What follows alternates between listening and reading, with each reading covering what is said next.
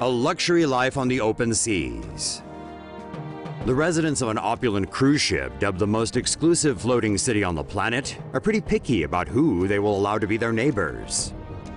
According to one apartment owner, even billionaire Oprah Winfrey wouldn't be welcome aboard because residents don't want the paparazzi following them around. The World is the largest residential yacht on Earth. The ship is 196 meters long and has 12 decks that contain 165 apartments. It has a golf center, a 650 square meter gym and spa, and is the only ship in the world with a full-size tennis court. Apartments range from $3 million to $10 million US. Residents must have a net worth of at least $10 million, and apartments are sold by invitation only. The ship flies the Bahamas flag. It has traveled 641,000 nautical miles since its launch in 2002, the equivalent of 30 times around the Earth. The World docked in Hong Kong earlier this month and was scheduled to visit Taiwan before crossing the Pacific. 3 times a year, the ship travels to visit some of the most remote regions on Earth. This year, the vessel has already visited the Ross Sea in Antarctica and Melanesia near New Guinea. According to CNN, stepping aboard the World feels like boarding a 21st century Titanic, such as its scale and grandeur. Well, we all know how that worked out, now don't we? Say no to safe spaces on YouTube. Support Tomo News at patreon.com/Tomo News. On this increasingly crowded planet, innovators are turning to the sea.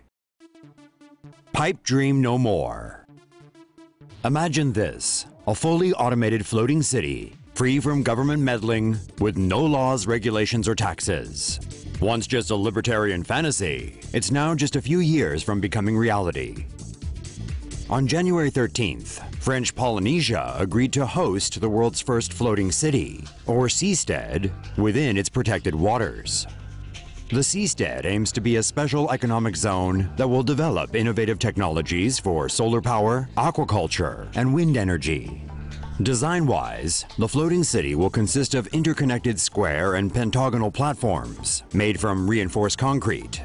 Platforms will have a variety of structures, from residential and commercial to green spaces, with pricing per square foot on par with major cities like New York or London. The project's initial islands will cost a combined total estimated at $10 million to $50 million and will house a few dozen people. With rising sea levels threatening many Pacific islands, seastead advocates believe floating cities may be a solution. The presence of floating communities could also spark recovery for the region's dying corals by slightly lowering water temperatures in their vicinity. The Seasteading Institute will have to complete environmental and economic feasibility studies, but construction on the project could start as early as next year. Chicago hopes to build floating solar-powered bike path. Mayor Rahm Emanuel is hoping to build a floating bike path along the Chicago River in an effort to make the city the most bike-friendly city in the U.S. The bike path would be built on steel-reinforced concrete pontoons, which are secured with pilings driven into the riverbed. Each 82-foot by 12-foot segment would be equipped with a solar panel. More segments can be connected to extend the bike path. Energy generated from the solar panels will be used to power lighting fixtures. The path is also embedded with a heating conduit to prevent icing on the surface during cold weather. It also has retractable awnings that can roll out to provide shelter for riders when it's raining or snowing. The proposed bike path would float on the Chicago River between Horner and Ping Tom parks. It would be free of cars, allowing cyclists to ride on it any time of the day. Each mile of the bike path might cost between $5 to $10 million. Architecture firm Second Shore, which put forward the idea, hopes to build a half-mile stretch of the proposed bike path in a pilot project by the summer of 2017. Floating Paris Gym uses human energy to cruise down the Seine. An Italian design firm has unveiled a floating gym that can cruise down the Seine River using the power generated by gym goers. The Paris Navigation Gym is 20 meters long and can host up to 45 people. It is equipped with specially designed bikes that harness human energy. The movements generated by gym goers is transferred into energy used to propel the gym boat. The gym contains augmented reality screens inside that show users the amount of energy that has been sourced from their workouts. The gym will inhabit the river all year long, and the transparent glass can be opened during the summer season to let in the breeze. Although the gym is purely a concept for now, studies show it could be implemented in less than 18 months. Say no to safe spaces on YouTube. Support Tomo News at patreon.com/Tomo News. Shipping containers become floating dorms for students. A Copenhagen startup has created an innovative student dormitory that floats on water. The containers are placed on top of a concrete pontoon base and stacked in 2 levels to create 12 dorm rooms. Each room is a studio setting with bedroom and living room areas. The space in the middle is an open-air courtyard, and the top level features a small lawn and solar panels. The walls are insulated with aerogel. The temperatures inside the units are controlled by hydro-source heating. A heat exchange system draws upon the thermal mass of seawater to cool and warm the dorms. The basement of the pontoon features more facilities, such as storage zones and an automated laundry room. The company claims the structure would not be impacted by flooding, as they will rise and fall along with the sea currents. The rent for 1 room would be roughly $600 per month, which is a bargain in Copenhagen. Urban Rigger has already received over 3,000 applications from students who are interested in living on water. Norway plans submerged floating tunnels to make driving easier. The floating underwater tunnel you see here could be the solution to Norway's transportation challenges.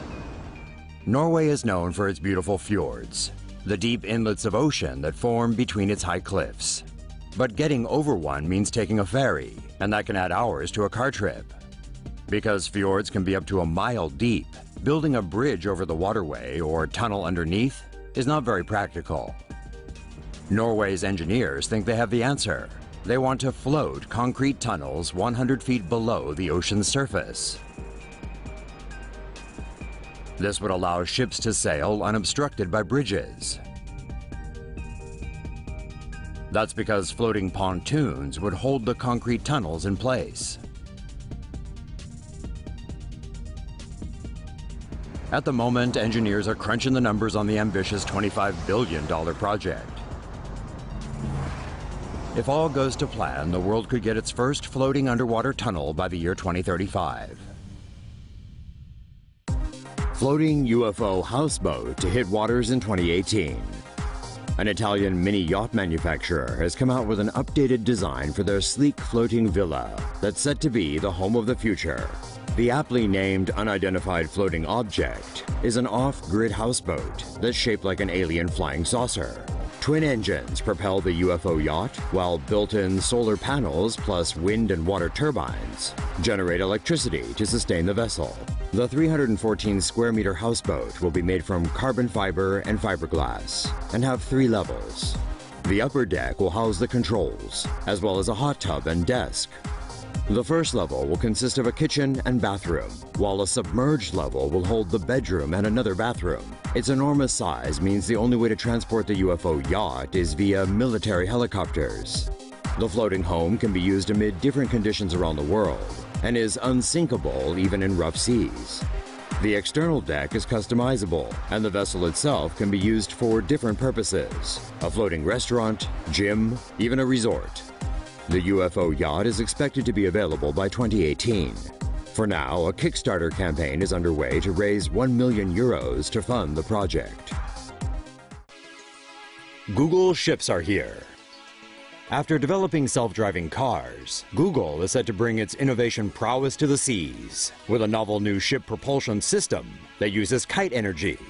Google first delved into marine technology in 2009, mounting computer data centers on barges and using seawater to cool them.